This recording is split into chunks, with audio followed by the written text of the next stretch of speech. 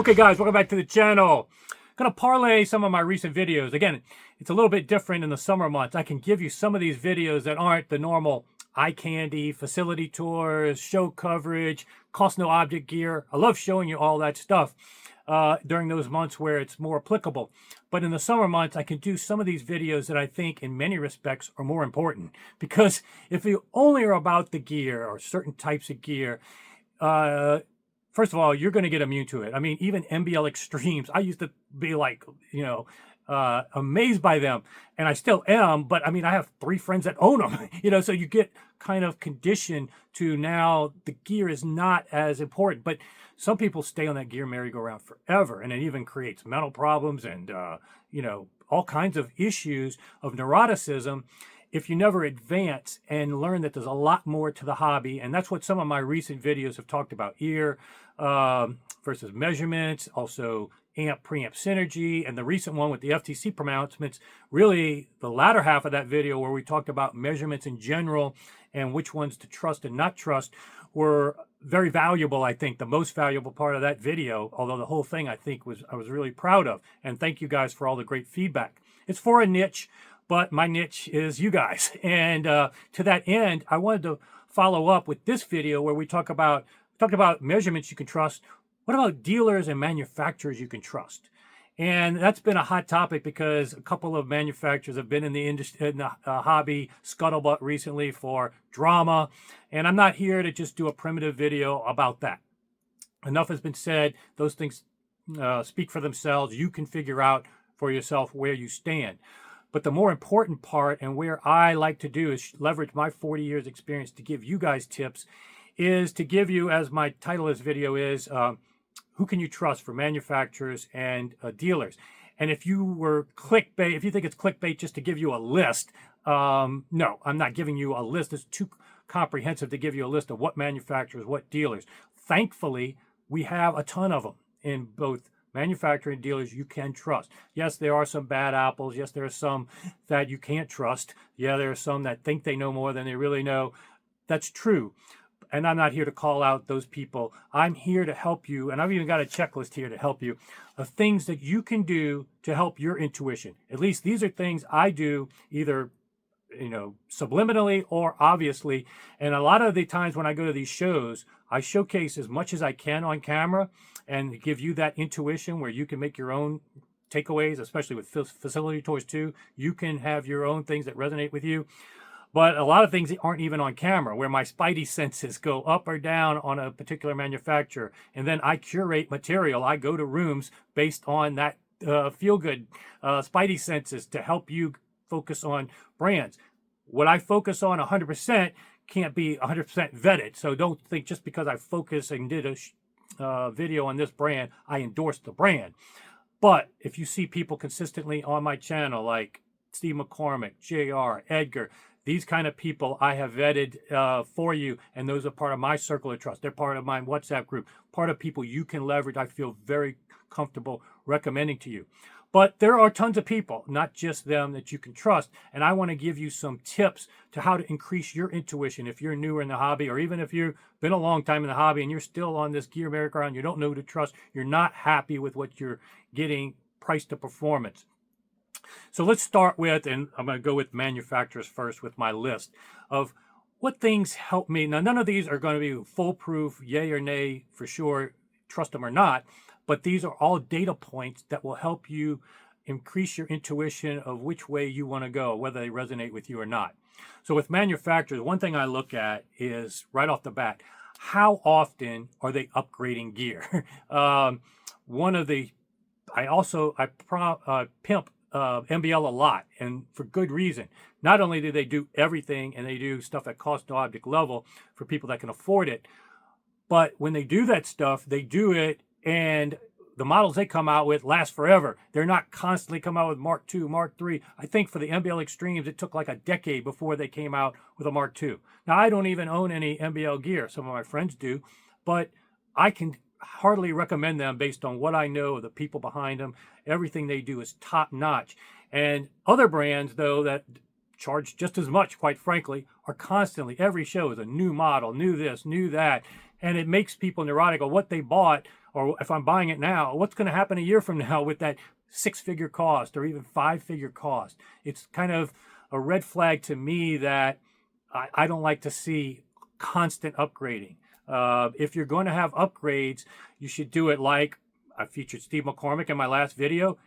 I still have his chassis from the 1990s in my system. But he allows you to upgrade over the years, not having to pay dealer and distributor markup again and again. Edgar with the Bach, you get regular updates. All you have to do is once a year, if you want to renew and get those updates, you have an annual renewal, a couple $100, I think. And so you are always having the most up to date without having to rebuy again. This is a huge benefit because then you're not neurotic and disappointed. Oh, I don't have Mark III, I don't have Mark IV, I don't have Mark V. You have that ability to upgrade much easier. And it also kind of parlays with these same people in terms of accessibility. When I look at a manufacturer, is how accessible am I going to be to the actual designers, the owners, the people in the know? Or am I always going to be talking to someone much further down the chain, just a marketing person? It's so much better, in my opinion. Yes, there are these conglomerates that have some advantages I've talked about in the past, but it's much like chain restaurants. They're good chain restaurants, but I go to eat, no problem supporting. But then there's others that aren't that great. And when you really want to get the utmost experience, going to a family-owned restaurant, a silo restaurant where they focus all their attention on one, the owners are there and you can interact with them, that experience for the most part with restaurants is better. Same thing goes for a lot of this audio equipment. Unless it's something like the Bach, which is so far ahead technology of anybody else, most of these equipments, whether it's amp technology, speakers, or whatever, it's similar technology. It's not breaking the one way or the other so much that it's really how you implement it, quality control, other things that are more than just the technology involved. And it's the people behind the brand that make the most difference. And that's what I talked about. Getting to know the people behind it will give you that comfort of whether you're supporting the right brand or not. Because even going back to the analogy of foods, I had somebody say, and I don't agree with this per se, but he was a longtime Macintosh guy. And now he's not a Macintosh guy. He says Macintosh is like the Outback Steakhouse. It used to be the best thing. Everybody loved going to Outback Steakhouse. It was actually very good value for the money, a solid meal every time, much like Macintosh reputation. And then evidently now he's a little more disenchanted by it. And again, that's one person's opinion, but it brings up the point that you have to be cognizant of conglomerates and bigger companies, ones that change ownership. Sometimes the company, what it was built on its reputation at one point, is no longer the case later on. Family-owned businesses where the people are still involved all the time, you have that less variability. And so these are questions you might want to consider to increase your intuition and things that I use as well. Also, one thing you can do with manufacturers to find out which brands you want is sometimes it's good to talk to the people that have owned their stuff but don't own it anymore. You know, I can still give a thumbs up to many brands that I used to own. I talked about recently in the Conrad Johnson preamp, the preamp video. I would still heartily recommend the Conrad Johnson 17LS. There's some things that I don't necessarily regret selling it. I wouldn't be using it right now per se, but certain systems, that would be a phenomenal buy. Other brands that I don't use anymore, and I've talked about, I wouldn't buy again, or wouldn't regret selling or endorse. Even some things I have now, I've done some videos. I might have in hindsight, bought something different. I've done videos on that. So talking to people that own or have owned a manufacturer's piece of gear can often give you good intuition, and who you ask is very important. And that's another reason why I created that WhatsApp group. Not only do you have people like Steve McCormick, JR, and others, you have other audiophiles that you can ask, and almost somebody in there has either owned or has experience with something you ask about. And you're getting true, not sock puppet, anonymous feedback. You're getting actual people, genuine advice, no agendas. They're not selling it or a dealer themselves. But it brings up a good point I brought up is not only manufacturers do you need to get some intuition of who to trust, but the dealers themselves you have to trust, because quite frankly, There's lots of good dealers out there, but dealers are in it to make money, and you can't begrudge them that. They are going to choose brands that are very popular and sell. And then on the flip side, they're going to promote brands and try to sell the brands that have the biggest margin. There's a big speaker maker. I go to Cedia last year, overheard 70% margin. Okay, so that's why all of a sudden all these brands want to carry this brand of speaker, because they're going to make 70% margin versus 40% margin or 50% margin. And so everybody, and then cable lines. Why are certain cable lines so sought after? Not necessarily because they got higher performance. In fact, arguably, in some cases that I know, they're worse, much worse. But the margins are so huge that a dealer, obviously, for their own financial interest, they are having to pimp those brands. And you can't really begrudge them that. It's basically a buyer beware society in general. You just have to increase your intuition and knowledge, who you can ask for questions like myself and other people, to know what is the motivation for why it's in all these dealers, why they want to sell it.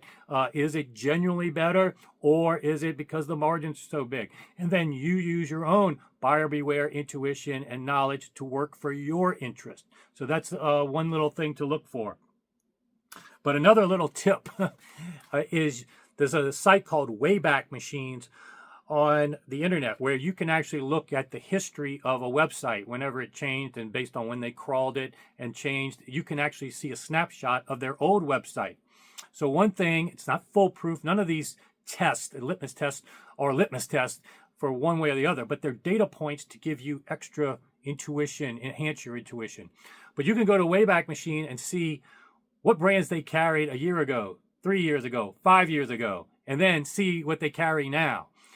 If they carried a bunch of different brands then and now, then what does that mean about what they're selling you now? 5 years from now, are these not going to be ones they carry? Are they not going to be saying that's trash compared to this?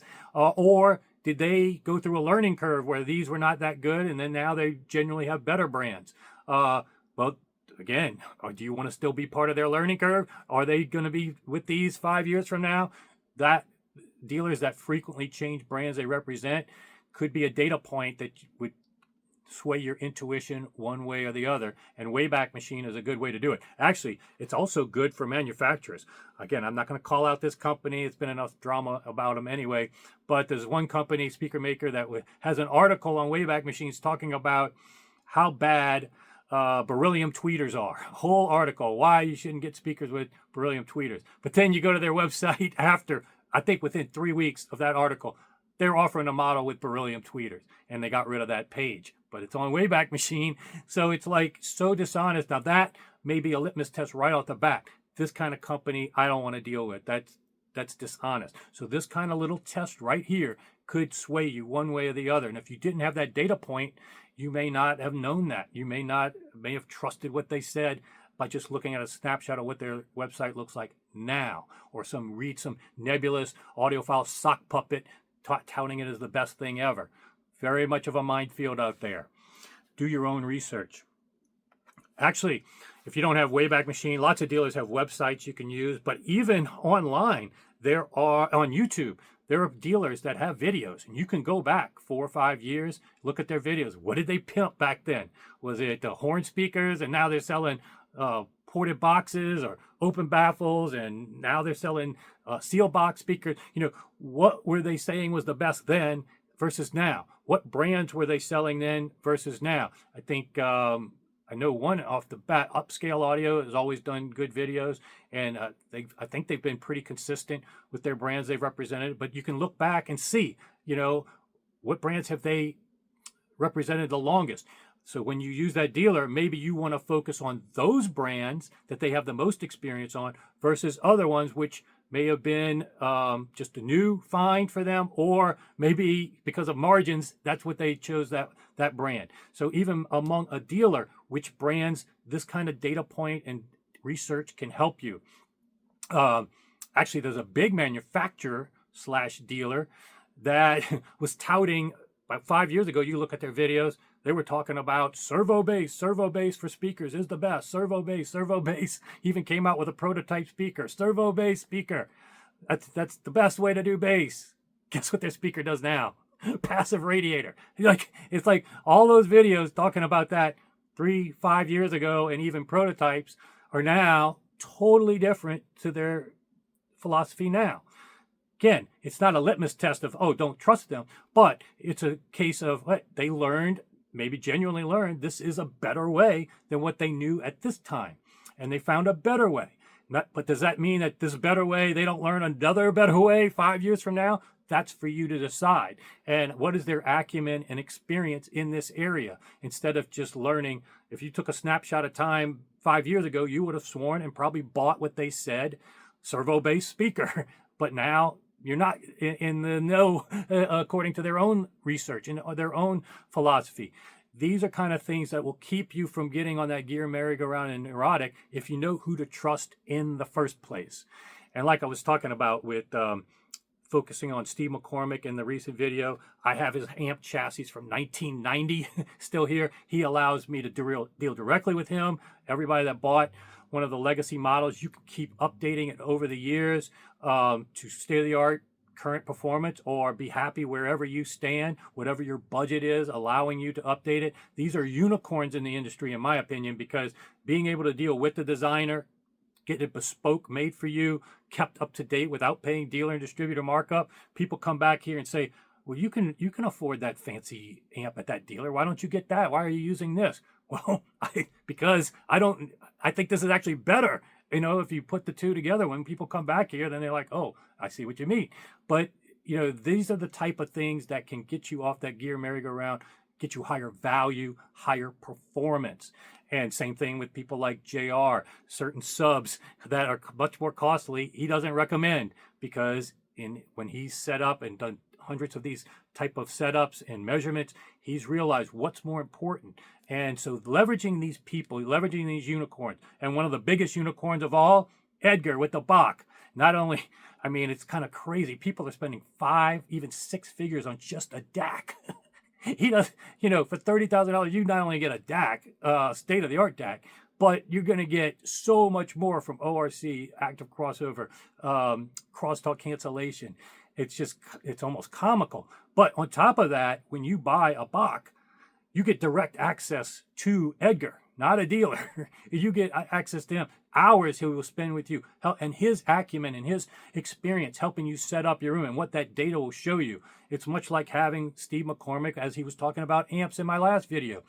It's priceless, that kind of value you get on top of the product.